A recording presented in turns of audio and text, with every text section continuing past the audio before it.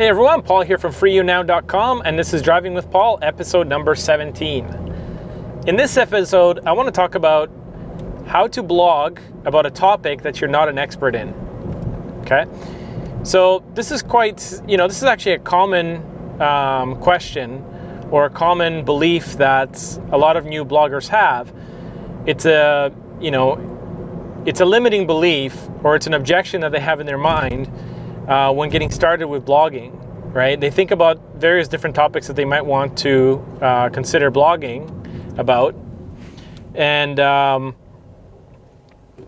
and they look at that topic or the niche market that they're picking, and they think about themselves, and they look at themselves and they think, well, you know what, I'm not really an expert in this, so I don't know if I can blog about this, okay? And in reality, you don't have to be an expert in something to blog about it. In fact, you can actually be a successful blogger even if you're just a beginner, and it might even be an advantage for you to be a beginner on a specific topic when you're first starting out as a blogger. Let me give you guys an example. I'm going to use an analogy from video games just to illustrate my point, to make it easier to understand what I'm referring to here. Let's say that you wanted to start a blog about video games, okay? And let's just say that you're not a video gaming expert or anything like that. Maybe you've played some video games, you like video games, you want to get into video games more, you want to blog about it, you have a passion for it, but you don't consider yourself a video gaming expert or anything like that, right? So let's just say that you wanted to write a series of blog posts about the game Super Mario Brothers. Okay, now that's an old game. It's nothing recent or anything like that. So that might not necessarily be the best topic to write about because it's probably already been blogged about. But I'm just going to use that video game as an example because I think a lot of us have played that game. It's a very popular game that most adults have. Most of us have played at some point in our lives. Okay, so I'm referring to the original video game Super Mario Brothers that came out on the original Nintendo. Okay. And let's say that I wanted to write a blog post or a series of blog posts that taught people how to play that game, or gave them like a walkthrough on playing that game. Okay. Now, what some people may think is that they would have to first get the game, play the game, and go all the way through and finish the game, maybe once or twice or 3 times or 10 times, before they become an expert in Super Mario Brothers, and only then they would be able to write blog posts about it. But that's not really true. The truth is that what you can do is you can turn on the game, you can load up the very first level, okay? You can load up World 1, Level 1 in Super Mario Brothers, and play that level all the way through, which will take you about 10-15 minutes or less, and maybe play it once or twice, maybe 3 or 4 times. Okay, just run through that level 3 or 4 times. Okay, so it might take you like half an hour to go through that. And by the time you've passed that level, like just reset the game, and by the time you've passed level 1-1, 2 or 3 or 4 times, you now know more about that level in the video game than somebody who has never played that game before, right? So you're not really an expert in Super Mario Brothers the entire game, but you can consider yourself somebody who's fairly knowledgeable in the very first level, right? So you can then write a blog post basically for the very first level in the game, doing a walkthrough, okay? So Super Mario Brothers walkthrough for World 1, Level 1, okay? And you can do a blog post or a video, whatever, where you share with people some of the tips and tricks and things that you learned about playing that level, okay? Now, you may never have even gone to level 2 yet. Like, maybe when it loads up and goes to level 2, you just reset the game. So maybe you've never even played level 2 yet, okay? But you're an expert in level 1 because you've played it a few times, and you can write a blog post, a walkthrough, teaching people some of the tips and tricks of how to play level 1 or World 1, Level 1, right? So you don't have to be an expert in the entire game in order to do that, right? And then you could load up level 2 and play, World 1, level 2. And once you finish that one, you could do another blog post on that one, right? If you think of the entire video game, right, Super Mario Brothers, I think there's like 8 worlds, and I think each one has four levels or something like that, right, till you finish the game. So if you think of any niche market that you get into, if you think of it like a video game like this, where at the on the left side you've got the beginning stages, like brand new person, right, and on the very right side you have the ending stages, completing the video game, right? Or on the left side you have an absolute beginner, on the right side you have an absolute expert in something, right? If you think of yourself as being somewhere on the left side as a beginner, or maybe just a little bit further in from the very beginning, you can start blogging at that point in time. You can start blogging even if you're just a beginner. All you have to do is just change your thinking a little bit, and instead of thinking that you have to be an expert in every area of that niche market or that topic, whatever it is that you're blogging about, just become a little bit more of an expert in the area that you're in right now, okay? What does that entail? Well, what that usually entails is, number one, you may have to do a little bit more research about the area that you're in right now. Number two, you might have to do a little bit of thinking and a little bit more digging into the area that you're in, okay? And by doing that, you can become an expert in the very first step of the process, or the second step, or the third step. Let me give you guys another analogy to kind of give you an example of this outside of the video game realm. Let's say that I wanted to start blogging about making money online or becoming a successful blogger, right? But let's just say that I am a brand new blogger who has never made any money with a blog. I've never actually written even a single blog post, but I want to write about the topic of blogging and making money as a blogger and starting a successful blog, okay? Now, some people might think, well, that's dumb. Why would you start a blog talking about blogging when you've never blogged before and you've never made any money? Well, I disagree. I think that you can start blogging about blogging even if you've never blogged before. Here's how you do it, though. Number one, you don't want to pretend like you're an expert. You don't want to start a blog saying, hey, I'm a blogging expert, when you're not, because people will see right through that and you'll just be you'll look like an idiot, okay? But what you can do is you can start a blog where you're essentially blogging your journey to becoming a successful blogger, all right? And what's the first step? So let's say that you sit down and you go, okay, I'm starting a new blog, and for you, the very first step is going to be picking your domain name, okay? And let's say you've never picked a domain name before, you've never registered a domain name before, you don't even know what is a good domain to register. Should it be a .com domain? Should it be a .net? What's a good domain? Should you use dashes in your domains? Is it better to use long words or short words? What can you do if you can't find a domain that you're looking for? Should you use words that are not real words, that you just kind of change a couple letters and invent your own words? There's all these different questions that you might have as somebody who's brand new to blogging and you're trying to register your first domain name for your blog, and you're kind of confused. You don't really know where to go with it. Should you use your name as your blog name? Or should you pick a more of a branded type name? These are all questions that you might have as a brand new blogger, okay?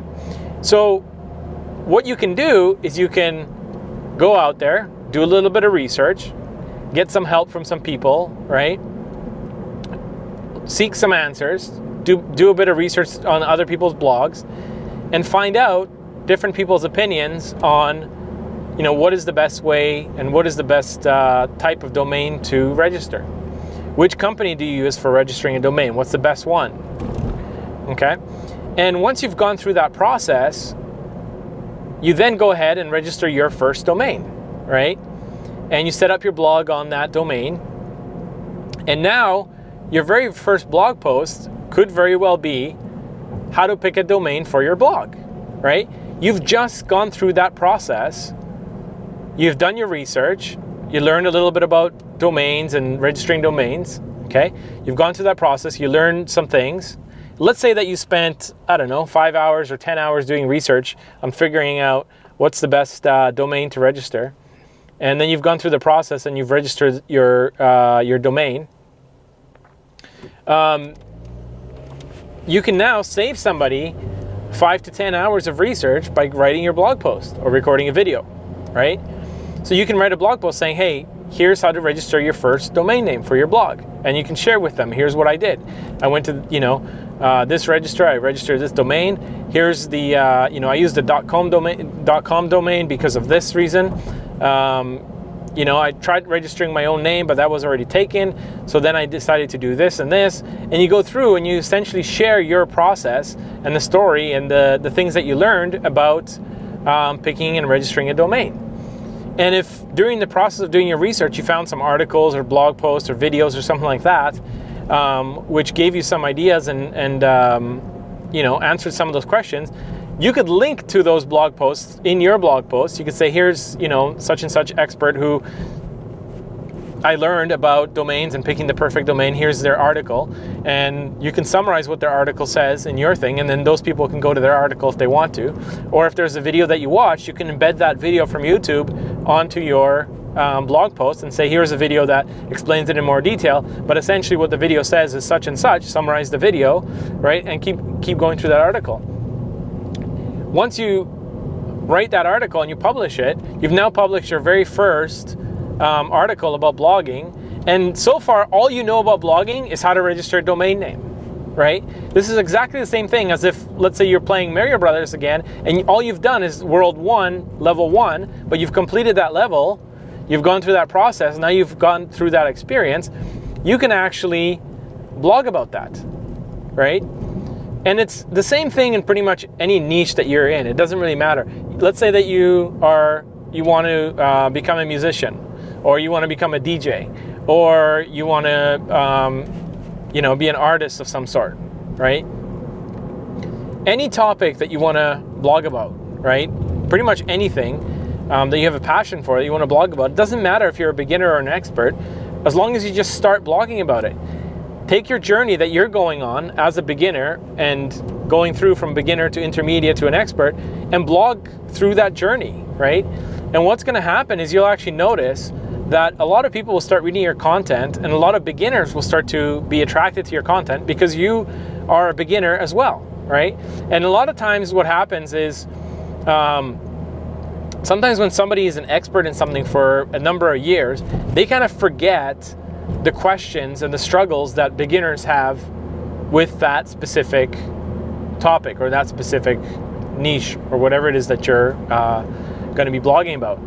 And so a lot of times experts have a tough time connecting with beginners and answering certain questions because they don't know, they've totally forgotten what it is, what questions they had when they were first starting out. It could have been like 5 or 10 years ago, or sometimes even 20 or 30 years ago, since they've been a beginner. They can't remember all these different things. But if you're a beginner and you just gone through this like last week, whatever you're struggling with, you might have questions or you might have answers to questions that an expert would never even think to write about, right? So that gives you kind of an advantage if you see it that way, right? And that's where a lot of people make this mistake. They think, hey, I'm a beginner in this. I'm not going to blog about it until I'm an expert. Don't wait that long. Start blogging about whatever you're passionate about right now, right? Let's say that I wanted to start blogging about travel, okay? But let's say I've never traveled anywhere before. You can actually start blogging about travel right now, right? I could do that. If I wanted to travel, I can start blogging about that, and I can start blogging about how to pick your first travel destination. Right? I'm sure there's millions of people out there who have never traveled before and they want to learn how to travel, they want to go traveling, but they don't know where they should travel first, right? Same thing with music. If you've never created any kind of music, right? Music production or being a DJ or something like that, you can start as a beginner. Write your first blog post and talk about that and say, okay, how to, mix your first DJ mix, or how to produce your first song, right? Or how to buy your first piano, how to buy your first electric guitar, right? These are all topics that beginners would have, and that you would have, pretty much direct answers to as a beginner who has just gone through that step, right? So don't think about, don't look at blogging as something that you can only do once you reach a certain level of expert status.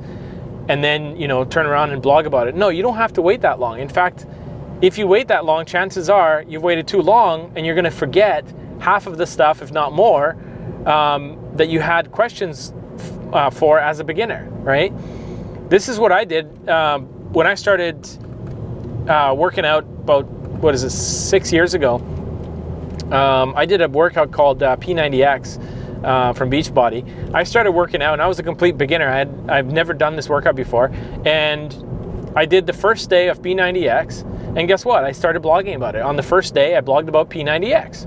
Then I did day number 2, and then I blogged about my experience with day number 2. And then I did day number 3, and then I blogged about my experience with day number 3. And as I went through this process, right, I discovered something interesting about this workout. I discovered that the workout sheets that came with the program, the handwritten workout sheets, were kind of annoying for me, because I like to track things digitally, so I can track my measurements, I can track my progress, and I can see things, I can graph things and stuff like that.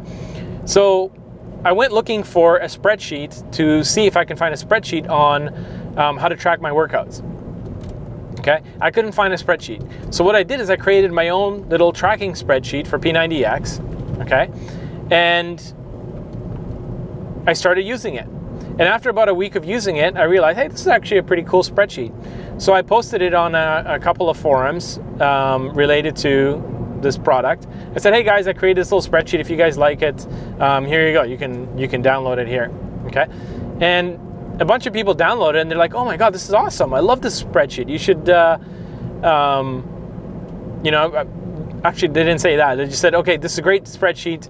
I really appreciate you creating it. So then I had the spreadsheet and I thought about it. I'm like, you know what? I should post this on my blog.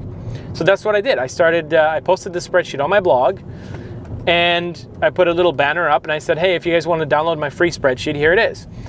And I also put in I created a little newsletter. I said, if you want to follow my journey of me going through the P90X program, you can go over here, put in your name and email address, and you can join my email list, and I'll also include this free spreadsheet for you, okay? So I did this when I was like a week in or 2 weeks into this program. I was a complete beginner, okay? Total beginner, total noob, total beginner. Never done anything like this before. It was my first time going through the program. I didn't even know what was on, day 14 or day 15 when I was doing this. I was still in the first couple of weeks of doing the program. I created a spreadsheet, put it up there, and people started liking this spreadsheet. They started sharing it amongst themselves. And over the next couple of years, that spreadsheet continued to get downloaded. And I built up an email list of close to, I think it was about 12 to 15,000 people from this little spreadsheet that I created as a complete beginner when I was doing P90X, okay? So I'm telling you guys, you don't have to be an expert to start blogging about something. Just start paying attention to the questions that you have in whatever you're blogging about, whatever topic you're choosing to blog about. Just pay attention to the questions that you have as a beginner, and as you find answers to these questions, write blog posts sharing them and saying, hey, here's the question I had, here's the answer that I found, right? So if when I created that spreadsheet, the question I had is, how do I track my spreadsheets electronically? So the blog post that I could write is, how to track your P90X workouts electronically, or how to track your P90X workouts in a spreadsheet. And the answer that I found was creating a spreadsheet, and I gave it away to people, right? But it could have just as easily been, how to stretch properly before your P90X workout. Look for the answer, find the answer, and then blog about it, right? That's what you want to do. You want to start looking at this from a beginner's perspective and just find what questions you have right now as a beginner, okay? And what questions you've had since you started on this topic, right? Or whatever niche market you're in. And then answer those questions in your blog posts. It's as simple as that. You don't have to be an expert. You can be a beginner. And like I said, in fact, if you're a beginner, you might actually have an advantage because you're going to remember what questions you've had as a beginner. Most experts forget what questions they had by the time they become an expert in that field. All right? So that's pretty much all I wanted to cover, guys. That's all I wanted to cover in this video, and I'll see you in the next one.